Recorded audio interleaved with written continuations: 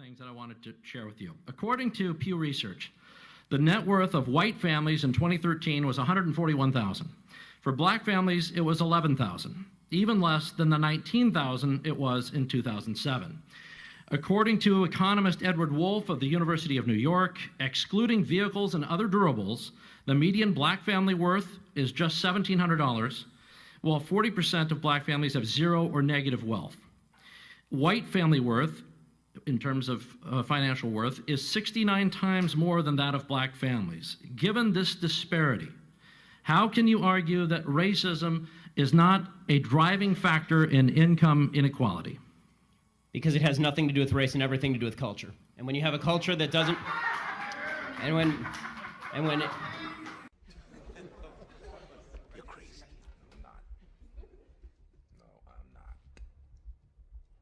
and when it, you know what? Explain to me. You explain to me why black kids aren't graduating high school. Explain that one to me. Explain to me why black kids are shooting each other in rates significantly higher than whites are shooting each other. Explain to me why 13% of the population is responsible for 50% of the murder. Explain to me why the number of black kids in prison, not for innocent reasons, not for walking down the street and getting pulled into a prison, is so high. Explain, if it has nothing to do with culture, explain to me why the single motherhood rate in the black community jumped from 20% to 70% in the same course of time that the civil rights movement has made such tremendous strides. Is America more racist now than it was in 1960? And if it is, please explain to me how that happened. Is it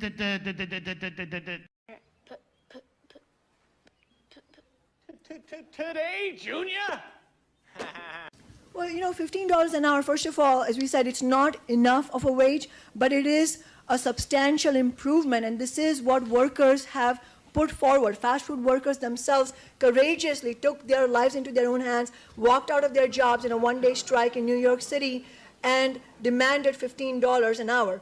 And that is the first step, because the economy is not going to remain static. We have to fight for affordable housing. We have to fight for better services in terms of mass transit, education, healthcare, and that is why we have to also talk about taxing the super wealthy and big corporations. Second, something. Well, I mean, of course one government policy leads to the next. If you raise the minimum wage, then it's going to raise the rents. When it raises the rents, you're going to have to build affordable housing. When you have to build affordable housing, you have to tax people to build the affordable housing. When you tax people to build the affordable housing, people move out of the city, and you have to raise taxes on the people who remain in the city, and this is how you hollow out the economy of a major metropolitan area in the United States. Only to the next question, why spend so much time trying to force employers to pay more when you could put this effort toward keeping earned money in taxpayers' pockets by lowering our ridiculous taxes? Councilmember Solomon. Good idea.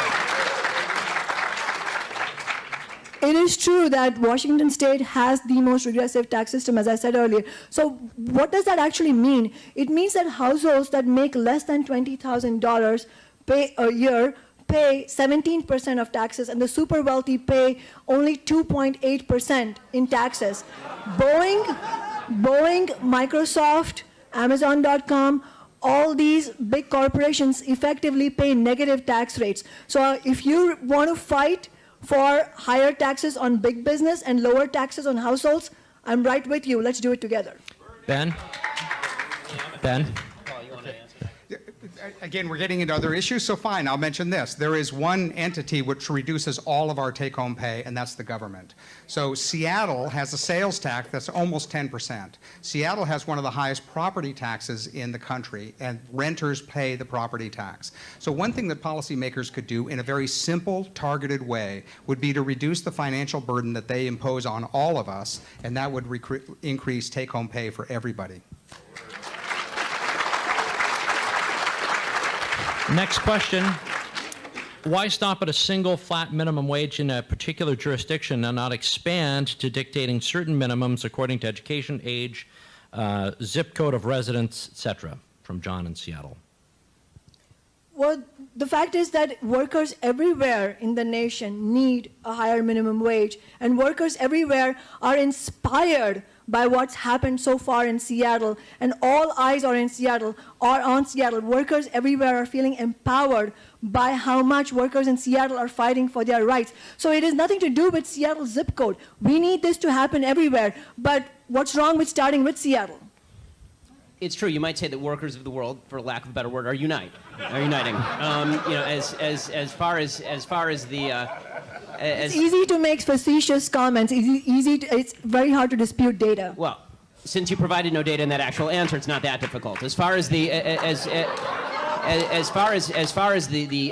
notion that workers embrace a $15 minimum wage, the real question was, and this is the real question, who knows better what should be the result of a consensual bargain between two parties?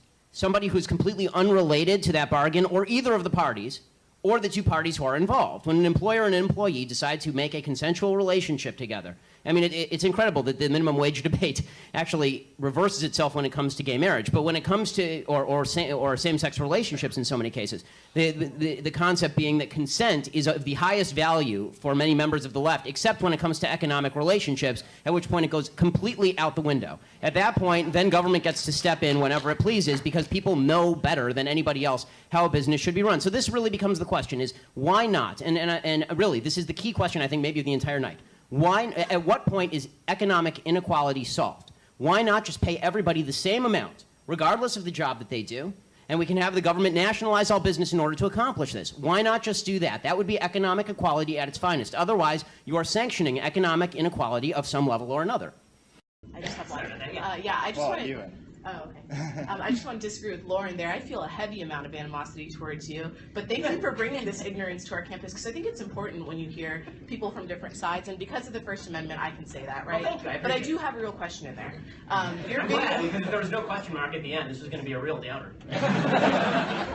In your video where you debunk white privilege, you talk about how white privilege is a made-up term by privileged minorities. So I was wondering if you can elaborate on some of the privileges that you think minority groups have. Okay, so in privileges in law, so when I say privilege, I'm actually going to talk about legal standing. Okay, so affirmative action is a privilege. Affirmative action is a privilege. Subprime mortgages designed to appeal to minority recipients without proper qualifications, that is a privilege. Right, those are a couple examples of privilege. Privilege would also be the police being told that they can't police in communities the same way they would in other communities because they don't understand the problems of minority communities. That's a privilege. And by the way, these privileges are not helpful, but these are, as an overall matter, but it is certainly it's very difficult for me to see how it's not a privilege to get a lower score on the SAT than the Asian guy who's living in exactly the same circumstance. He gets penalized 50 points, you get 230 points on the SATs. That is definitionally a privilege. So there's one. Do you disagree? Yeah, but I don't want to take up everyone's time, so I'm just going to let. I mean, ultimately, it's to bring awareness and make people realize what's really going on in this country. There are a lot of things that are going on that are unjust, people aren't being held accountable for, and that's something that needs to change. That's something that, this country stands for: freedom, liberty, justice for all. And it's not happening for all right now. Is this something that's evolved as a philosophy in your mind, and how has this kind of progressed that you make a stand like this? It's something that I've seen, I've felt, wasn't quite sure how to deal with originally, and it is something that's evolved. It's something, as I've gained more knowledge about what's gone on in this country in the past, what's going on currently. These aren't new situations. This isn't new ground. It's things that have gone on in this country for years and years and have never been addressed, and they need to be. Okay, what a hero, what a hero. And the media are treating him like a hero. He's just a hero, an unbelievable hero. ABC News has a column today by Ian O'Connor. This is from ESPN. And this ESPN, as I've said before many times, and as you know, folks, I'm always right, ESPN is just MSNBC with footballs. And ESPN is praising him. Colin Kaepernick stood tall while sitting down, which is not an easy thing to do. In fact, what he did in benching himself for the national anthem on Friday night was the hardest thing he could possibly do. The easy thing, that would be standing silently with his teammates on the San Francisco 49ers sideline, cutting against the grain of his conscience. Nobody would have known the difference, but he planted himself among the Gatorade buckets, understanding that in an age of 24/7 surveillance, he would be outed soon enough. He didn't strike the kind of dramatic pose made by Tommy Smith and John Carlos at the 1968 Summer Games in Mexico City, and that was okay. He made his statement loudly and clearly, and he said, I'm not going to stand up and show pride in a flag for a country that oppresses black people and people of color. Right, black people and people of color, like Colin Kaepernick, who earns on average $19 million a year for being one of the crappier quarterbacks in the NFL. Again, that wouldn't be the end of the issue. I mean, there are plenty of people who have made lots of money. There are plenty of black people who were making lots of money in 1950 when Jim Crow was still a thing, right? Sammy Davis was making a lot of money in 1960 when Jim Crow was still a thing. But right now, Jim Crow is not a thing. And so now he's promulgating lies for the lapdog media, and the media are just lapping it up. They love this stuff. They love it. And there's somebody I thought who wrote an interesting column who said, you know, if you're booing him, you should really be booing Muhammad Ali, because Muhammad Ali did the same kind of stuff. If you recall, Muhammad Ali did take booze at the time, and he rightly took booze at the time because he said some pretty evil and egregious things. I know we've made a hero out of Muhammad Ali now because he became kind of this American spokesman later in his life, but early in his life, he was saying some pretty vile things about the United States and about the war in Vietnam. But at least back when he was doing it, there was actual serious racial discrimination happening on a systemic level across the country. That simply is not true. It was bad when he said it even then. It's simply not true with Colin Kaepernick now, right? I mean, this is all nonsense. The idea that police are out there just murdering black people, that's all they care about. They're out there killing black people and targeting black people. The criminal justice system is full of racism. You know, all of this is a lie, and we've discussed this about 1,000 times on the program, so no need to go through all the statistics again. I have full videos on this talking about all of these statistical anomalies that the left likes to cite and explaining where they come from. But Kaepernick, first of all, there's something cynical to this. Kaepernick is 5 seconds away from being cut by the San Francisco 49ers for sucking at his job. So he wanted to make this headline, and that way, if he gets cut, he can turn around and say, the real reason they cut me was not because I'm a really crappy football player. The real reason that they cut me is because I am such a standard bearer for Black Lives Matter. Okay, that's worth noting. But here's the thing about Kaepernick. Kaepernick represents the mainstream left. Him not standing up for the national anthem is actually what the mainstream left now believes. Isaiah Thomas, who was the GM of the New York Knicks, one of the worst GMs in NBA history, he said sort of the same thing over the weekend. He said that white silence is violence. This is his line. I look at white silence in these issues as violence. White silence is the equivalent to violence in these issues. First of all, silence is not violence. If silence were violence, then right now I'd be punching someone. Okay, but silence is not violence, obviously. But again, look at the people surrounding him, right? Max Kellerman is the guy who's sitting directly to Isaiah Thomas's left, the execrable Max Kellerman, the worst radio talk show host in America. And he's sitting there just nodding along. This is mainstream left thought. And athletes get celebrated for this, and they get ripped if they don't do this, right? If you sit there and you say something like, I don't think America's a very racist place. I think America's a pretty great place. Then you get ripped as a sellout. You get ripped as an Uncle Tom. If you do what Kaepernick did, you get praised by the media, sports and political both. Whoa, what a courageous guy. What a courageous guy. Well, funny, it's only courageous when the guy is earning $19 million a year for throwing a football. You know, it's amazing. Again, if you have the same guy making the same amount of money saying the reverse, which is actually true, that America is the least racist country in the history of the world, and that our cops are not out shooting black people, but are largely protecting black people. That's why they're policing the inner city. Then presumably you would be called a sellout and an Uncle Tom. Michael Eric Dyson, who's a racialist himself, I think he teaches at Georgetown, he says that black athletes should all do what Colin Kaepernick is doing.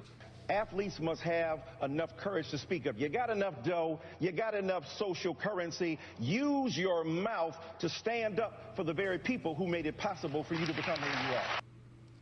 The very people who made it possible for you to become who you are. So number one, the people who made it possible for Colin Kaepernick to become who he is are his white parents who adopted him and raised him.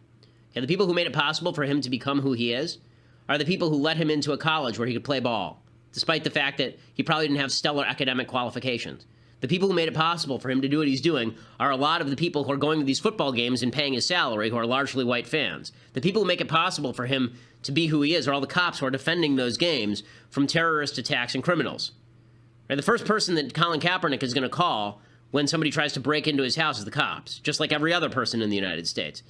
But again, this is now mainstream left thought, and this is the point that I'm building up to, is that this is all part of a broader left. And people talk about the alt-right. The alt-left is the mainstream left. There is no alt-left because there's no mainstream left anymore. It's been totally hijacked by the Black Lives Matter racist movement.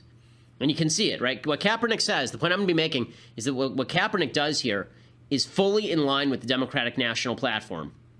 I don't know if you had a chance to watch any of the Video Music Awards last night, but we'll talk about that in just a second. This is why you need to subscribe, so that you can actually see it, because the imagery does matter. I'm not a schemer. I try to show the schemers how pathetic their attempts to control things really are. I know a lot of motherfuckers don't like me, probably wanna fight me, but I just keep the peace, no need to keep a peace. I keep my enemies on a leash, capiche? And keep it real for the people I reach.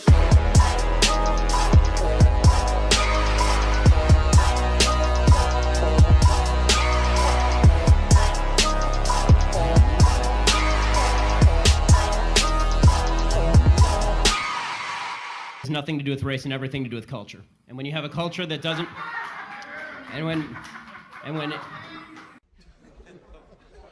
You're crazy. I'm not. No, I'm not. And when you know what? Explain to me. You explain to me why black kids aren't graduating high school. Explain that one to me. Explain to me why black kids... Things that I wanted to share with you. According to Pew Research, the net worth of white families in 2013 was $141,000. For black families, it was $11,000, even less than the $19,000 it was in 2007. According to economist Edward Wolf of the University of New York, excluding vehicles and other durables, the median black family worth 70% in the same course of time that the civil rights movement has made such tremendous strides. Is America more racist now than it was in 1960? And if it is, please explain to me how that happened. Is it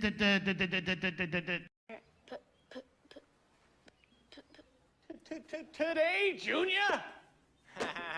Well, you know, $15 an hour, first of all, is just $1,700, while 40% of black families have zero or negative wealth. White family worth, in terms of financial worth, is 69 times more than that of black families. Given this disparity, how can you argue that racism is not a driving factor in income inequality? Because kids are shooting each other in rates significantly higher than whites are shooting each other. Explain to me why 13% of the population is responsible for 50% of the murder. Explain to me why the number of black kids in prison, not for innocent reasons, not for walking down the street and getting pulled into a prison, is so high. Explain, if it has nothing to do with culture, explain to me why the single motherhood rate in the black community jumped from 20% to 70%.